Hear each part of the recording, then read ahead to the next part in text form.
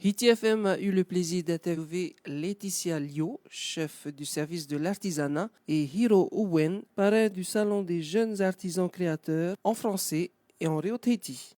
Ce premier salon a été créé pour les jeunes créateurs, c'est pour valoriser l'artisanat traditionnel auprès des jeunes et attirer la jeunesse dans les métiers de l'artisanat. Alors nous avons 22 exposants, dont 15 artisans qui participeront à un concours et 3 artisans qui sont spécialisés dans la préparation en matières premières et 4 modèles qui viendront pour expliquer leur expérience et qui sont reconnus auprès de leurs pairs. Oui, il y a un vivier, en effet, ceux qui sortent des CJA ou des centres de métiers d'art ou ceux qui vendent qu'on trouve dans les associations des salons de la place. Mais malheureusement, ces jeunes ne tiennent pas longtemps dans ce secteur-là et se dirigent vers d'autres métiers. Donc on essaye de redonner au goût du jour cette envie de vouloir faire de l'artisanat. Alors, ce concours, en fait, c'est pour essayer de faire immerger de nouvelles créations et il sera soumis à partir de lundi via la page Facebook pour le grand public. Et on pourra voter pour la meilleure création, le public pourra voter pour la meilleure création. Il pourra également voter lors de l'événement à compter du 21 novembre sur place. Et il y a un membre du jury qui va également voter pour toutes les spécificités bien techniques.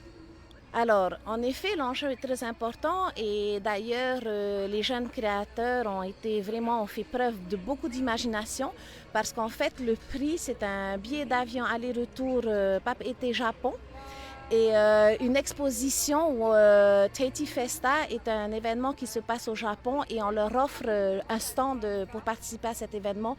C'est au mois de septembre 2020. Oui, alors on a désigné Owen comme parrain parce qu'en fait, il représente vraiment l'artisan qui a vraiment réussi à vivre de ce métier. Il fait de la gravure, des bijoux et il a vraiment réussi à vivre que de ça. Donc c'est pour montrer aux jeunes qu'on peut vraiment vivre de l'artisanat traditionnel.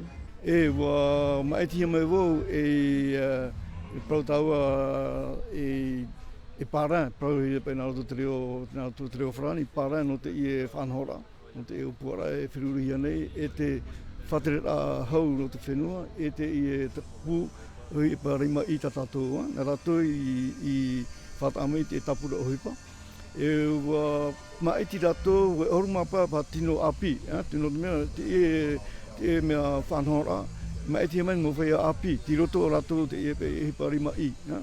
E tēnā rā mōma te mahamana, e hamai rato, whaite tā rato mo uhipa i hamani. E mātou ti whatahi mai no te hi opua, te ea pai te mea te whahia te aturu, te hamani ahia te moteia. Tini iho te parau, tini iho te raau, tini iho te rara, te paore, e te pupu atoa. Te ia e mātu a uhipa te maiti mai. No te i mowhia mo tino api e haramei no te tatau a i roto pei te e mahamana i whatahia. E traia te tape hia mai, te pemi tau i whaitetu. E tētra mana, me arahei mowhia mea matone, mea une, i wa paari ni ho te i ohipa. Tēne tau prau piti horu mapai matahiti ni ho te i tu a ohipa. E te vera te mowhia ti roto rato, te vetehi te rato, e tēmei rato, no te whaite minawhia rato, te matara rāmai nā rato te e mō upuara tā rato. Mi auto nei, te auto ia tua ohipa, no whaite ai rato, ia e whātu patrima, me te i mea. I fwoi ia arawihi i te nato i minawhia i tāpea mai rato, i apo mai rato, te mō hapira, oi atu roto i rato. No mea rei, i tā tātere hoa whaite hora arau ara. Mō i api te matara mai nā te hapira, pro tātou no te whainene rate i mamao. E te mahana aorero e matara maira e whaite me te mohipa i hapihi i rato. No rea te opuara i matara mai e whupa i rato i a hare mai no te whaite. E i apo mai rato no whanora e nea oi atu roto i rato. E te hupe awa tau nene e praparautu. No te tēme te mana i toro atu i te, roto te whaura praparautu e oru mapapa mo tino api. Ai te aore rato i me te hiatu i roto te roto pei te hipa rima i.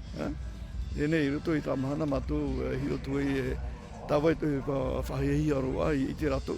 No me tau I aro o ia tai roto to rato mea whirurira. Ia o rato te hipa tārato I hamani. Tera te wahi whahehi. Ia no te mea no hamani no te o. Ere me ia hamani o ia o I te o te whahehi a tau tahi ai hamani.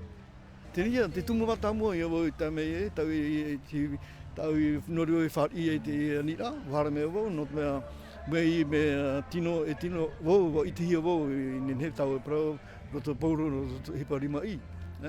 Roto te mea, hamanira te mo hipa, pauro ina o I te hia wau, mi tau hai te hora, pite horu mā pāmatai te wau I roto.